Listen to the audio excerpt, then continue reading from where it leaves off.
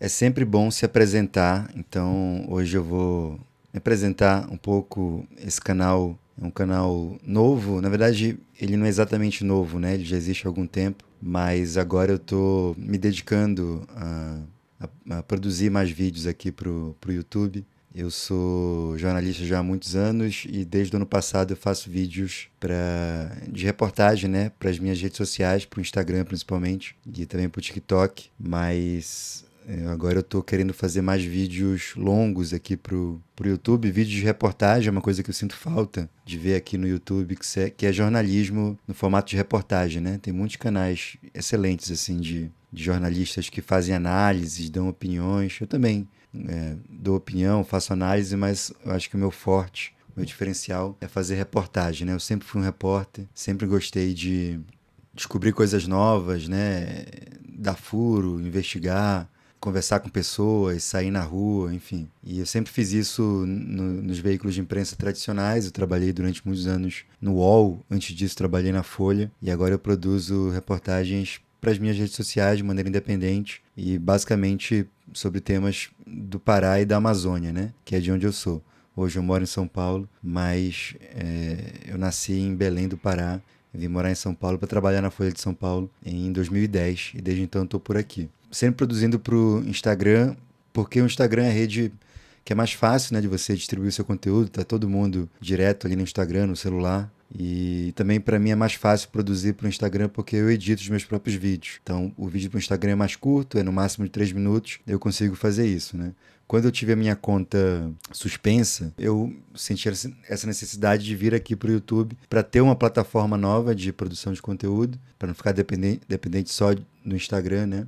E também porque no YouTube eu consigo falar por mais tempo, né? Fazer reportagens muito mais aprofundadas, de maneira que eu não estava conseguindo no Instagram. No Instagram tem essa limitação do tempo. Quer dizer, não é que você não possa produzir vídeos maiores de 3 minutos lá, mas é pela própria natureza da rede social, os vídeos mais longos não aparecem para todo mundo. O próprio Instagram te avisa que ele não vai recomendar os vídeos para novos públicos se ele for maior do que 3 minutos. Então isso acaba acarretando uma limitação mesmo de aprofundamento, né? Você não consegue aprofundar muito nas reportagens, o que é um problema porque as minhas reportagens, elas, às vezes, elas carecem de um aprofundamento, né? Você precisa ir a fundo, ter um tempo de mostrar o que está em jogo ali, mostrar o contexto, mostrar os documentos, e isso, pela natureza das redes sociais verticais, isso fica impossível. Então, aqui no YouTube, existe essa possibilidade e o YouTube incentiva que você faça vídeos mais longos, né?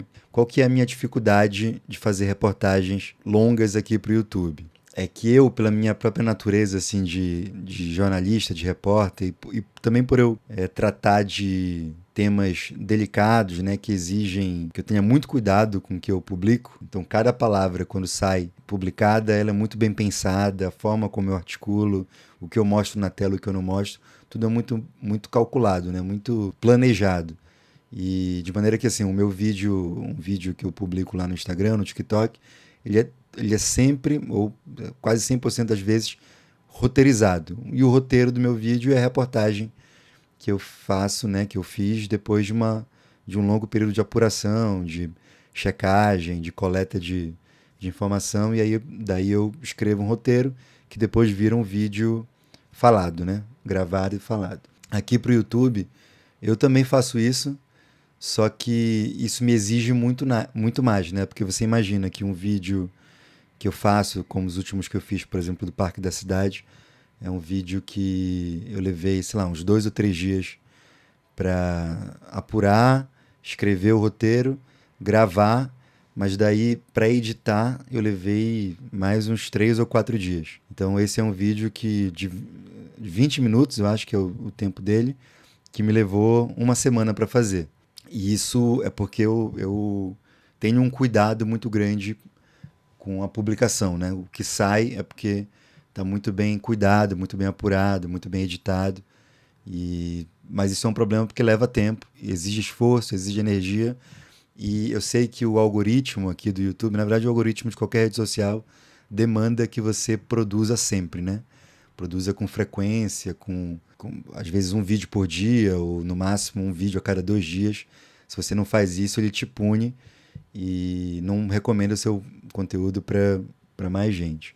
Então, eu estou dizendo tudo isso porque eu estou testando um modelo novo de produção de conteúdo, que é esse modelo aqui, né? De um vídeo que eu vou simplesmente ligar a câmera, falar no microfone aqui e passar a mensagem que eu quero passar em alguns minutos, né? É uma coisa que eu não estou muito acostumado a fazer, não é o tipo de coisa assim que eu sempre faço, mas eu estou vendo que às vezes vai ser preciso, né? E eu espero assim que, como tudo na vida, né, é treino, né? Eu não faço isso sempre. Eu sei que esse primeiro vídeo não vai ser o melhor vídeo do mundo, o vídeo que eu vou que vai ter o maior número de visualização, o que as pessoas vão comentar muito, mas assim, eu sei que com o tempo eu vou melhorando. Mas só para não ficar só nesse aviso, né, e nessa apresentação, eu queria contar um pouco como é que foi essa semana a partir do momento que eu publiquei a minha última reportagem, que quem não viu pode entrar aqui no canal, é a última reportagem sobre o Parque da Cidade, que é esse parque que foi construído em Belém no ano passado.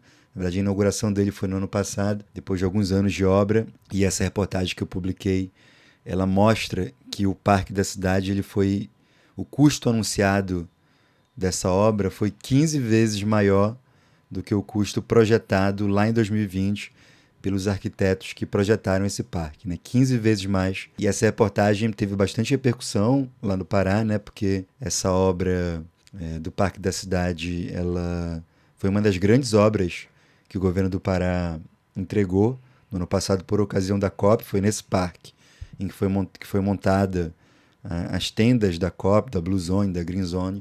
E ele foi vendido para a população como a maior intervenção urbana em 100 anos de Belém. E, de fato, o projeto, como eu mostrei nessa reportagem, o projeto era bem completo, né? Era um parque que teria cinema, teria estúdio de gravação, teria teatro, teria bosque, teria um oratório, teria, enfim, uma série de estruturas que, quando a obra foi entregue, ninguém viu. Hoje é uma obra que acho que nem metade das estruturas prometidas foram entregues, né? E muita gente veio quando o governo começou a comemorar um ano da entrega da obra.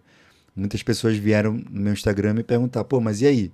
E o resto da obra? Você sabe se o governo vai fazer? Se não vai fazer? E aí foram questionar a governadora Hannah Gassan lá no Instagram, né, sobre a conclusão, sobre se o governo ia entregar o resto da obra. E a comunicação do governo passou a dizer que a obra estava completa, que era isso mesmo, esquecendo completamente o que eles tinham prometido lá no projeto original. E muita gente ficou irritada, veio me perguntar, e daí eu fui investigar. Nesse meio tempo, aconteceu uma tragédia no parque da cidade, né, que na pista de skate que foi construída, né, que dentro do projeto lá, um garoto de 16 anos chamado Kelvin acabou morrendo na pista de skate depois de sofrer uma descarga elétrica, tomou um choque e acabou morrendo. Enfim, uma grande tragédia que até hoje, por sinal, o governo, a governadora, o ex-governador não vieram a público para falar sobre isso, né? Essa é uma obra da Secretaria de Cultura, foi a Secretaria de Cultura do Pará que fez o projeto arquitetônico, que fez a licitação do concurso nacional que convocou os escritórios de arquitetura do Brasil inteiro para mandar projetos. Um desses projetos foi escolhido por votação popular e foi o projeto do Parque do Povo, acho que esse é o nome do projeto. Parque para Todos, esse é o nome. De um escritório aqui de São Paulo chamado Firma, que venceu esse projeto, né, projetou num custo de 65 milhões e no final a obra foi entregue por 980 milhões. Enfim, um absurdo. Tem uma situação em que quem fez a obra, na verdade, não foi o governo, foi a mineradora Vale, que trocou essa obra por um abatimento numa dívida bilionária que ela tinha com o governo. Enfim, uma situação obscura que eu mostrei nessa matéria. E depois que eu publiquei essa matéria, e aí é a coisa nova que eu queria contar para vocês, durante a apuração da matéria eu entrei em contato com o governo, né? Fui falar com a Secretaria de Cultura para pedir que a gente chama no jornalismo de o outro lado, né? De pedir um posicionamento, pedir uma explicação sobre essa discrepância no valor projetado para o valor final da obra. Eles não me responderam. Como sempre, né, o governo do Pará, desde que eu faço matéria sobre denúncias, né, envolvendo o governo do Pará, eles não me respondem mais. Eles acham que não vale a pena responder os meus questionamentos, né? Então eu mandei um e-mail para eles, entrei em contato com a assessora de imprensa da secretaria e não tive retorno nenhum. Quando a matéria foi publicada e teve a repercussão que teve, aí sim a assessoria de imprensa do governo veio falar comigo. Inclusive foi uma agência de comunicação aqui de São Paulo que atende ao governo do Pará, né? Quando tem reportagem de grande repercussão, quem atende é essa agência de comunicação de São Paulo. E aí a pessoa veio entrou em contato comigo para perguntar o que tinha acontecido, qual que era a minha matéria, quando seria publicada. E eu falei, não, já foi publicada, a matéria é essa. A pessoa viu lá e depois, no dia seguinte, eu acho que no mesmo dia, veio um posicionamento. E o posicionamento, eu vou mostrar aqui na tela para vocês, é o posicionamento de que, primeiro, que a Secult confirma os valores que eu mostro na matéria. Então, confirma que, de fato, o projeto inicial tinha um valor de 65 milhões e que o projeto final custou 980 milhões. Então, isso está confirmado agora por uma comunicação oficial do governo do Pará. Mas, na interpretação do governo, está tudo certo. Está tudo bem, porque eles dizem que esse valor inicial foi um valor apenas estimado num estudo conceitual e que não deve ser comparado com o valor final da obra, porque o valor final da obra dependeu de uma série de variáveis que eles não apresentam, mas eles dizem que, enfim, a obra passou por um orçamento executivo, teve várias etapas e que o valor final foi esse mesmo e está tudo certo. Eles dizem que é tecnicamente incorreto comparar o valor daquele projeto inicial com o valor final da obra. Bom, diante disso, o que eu fiz foi, beleza, é o que o governo está dizendo, mas eu acho que, assim, como tudo que eu faço, eu sempre desconfio, né? Eu não tomo o que me dizem pelo valor de face, né? Então não é porque o governo está me dizendo que está tudo certo que eu vou confiar que está tudo certo. Eu só vou dar crédito a esse posicionamento do governo se eles me apresentarem os documentos que embasam esse posicionamento, né? Eles estão dizendo que houve um orçamento executivo, que houve algumas mudanças, uma série de mudanças ao longo do planejamento da obra que impactaram nesse custo final, então que eles mostrem, né? Que eles mostrem esses documentos. Então que eles mostrem os contratos com as empresas que fizeram a obra, que eles mostrem o orçamento executivo, que eles mostrem a justificativa para esse aumento de 15 vezes em relação ao valor original projetado e que principalmente eles expliquem por que eles não entregaram todas as estruturas que foram prometidas ou projetadas lá atrás, né? E aí, eles não fizeram isso, porque quando eu recebi esse posicionamento, esse texto, eu respondi logo em seguida. Então, tudo bem. Então, mostrem os documentos que embasam o que vocês estão dizendo. Obviamente, o governo não respondeu. E porque é isso, né? Essa é uma obra que, se fosse uma obra 100% pública, uma obra feita pelo governo do Pará, a gente poderia, via Lei de Acesso à Informação, exigir os documentos que embasam a obra. Então, exigir as licitações, exigir as ordens de serviço, os orçamentos executivos, os levantamentos de preço, enfim, justificativas que são documentadas e por uma questão de transparência pública, elas precisam ser disponibilizadas para o público.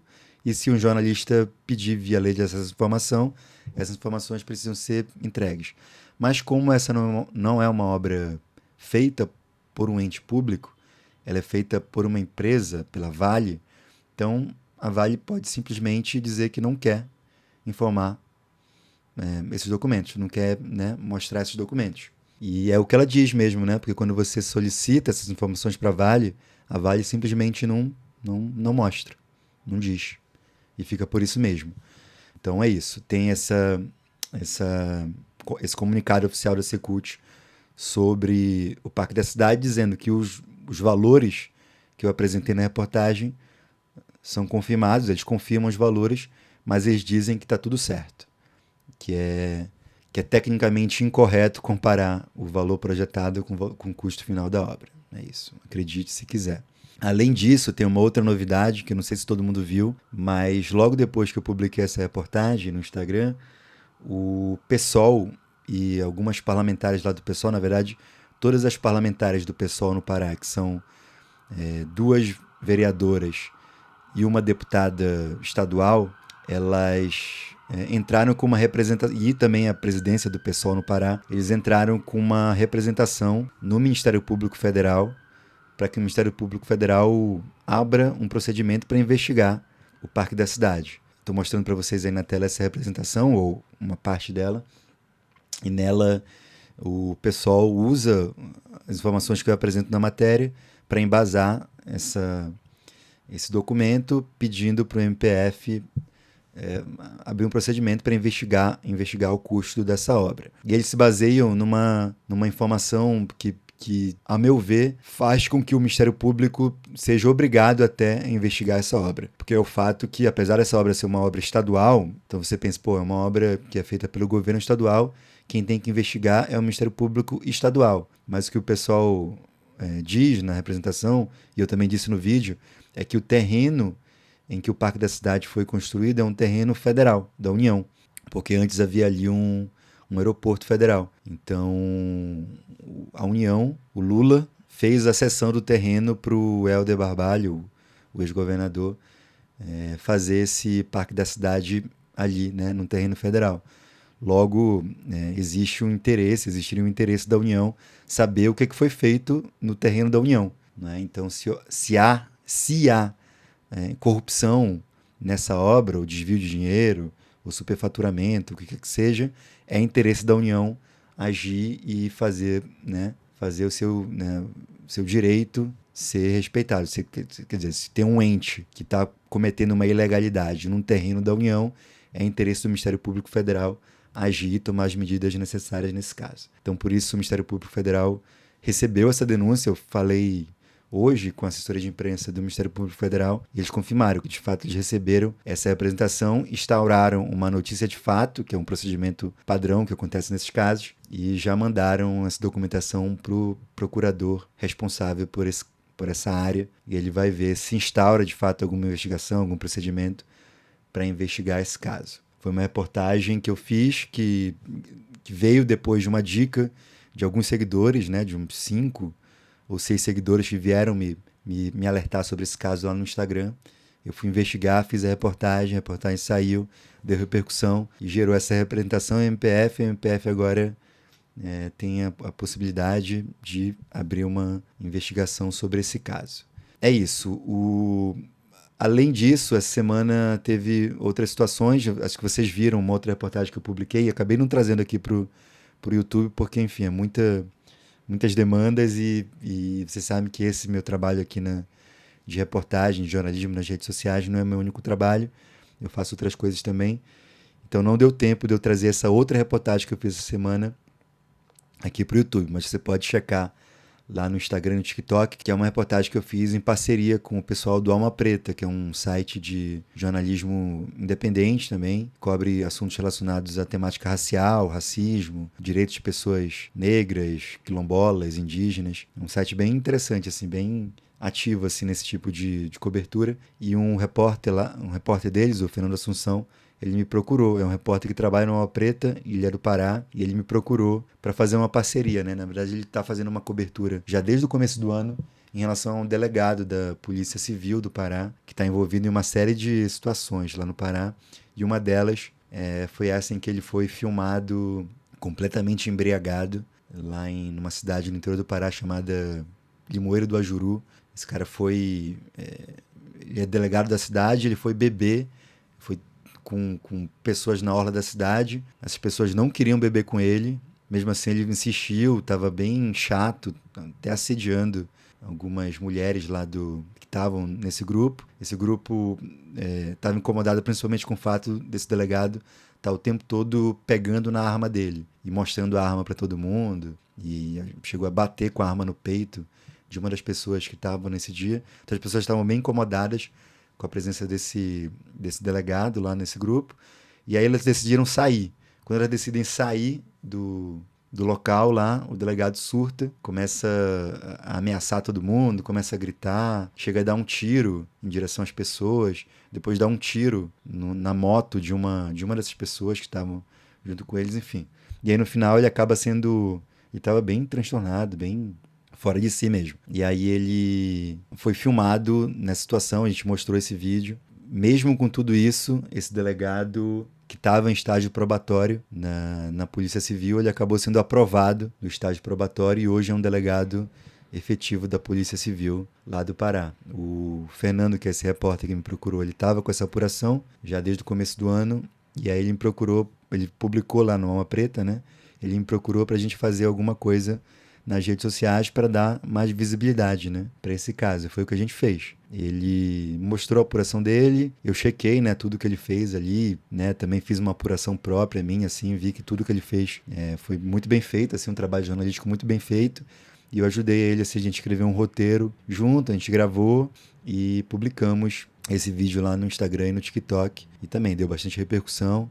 Esperamos que o governo do Pará e a Polícia Civil façam alguma coisa em relação a esse delegado, né? Mas isso é uma coisa que eu quero fazer mais vezes, né? Essas parcerias com outros jornalistas, com outros repórteres que tragam assuntos, né? Então, se vocês conhecem algum jornalista, algum repórter que gostaria de fazer uma apuração dessa em conjunto comigo, eu estou super aberto assim para fazer esse tipo de coisa, porque eu acho que a gente ganha muito quando a gente trabalha em parceria, né? E é isso, esse foi um primeiro vídeo assim que eu fiz assim, falando meio livremente, contando um pouco como é que foi a semana. E eu espero fazer isso mais vezes, né?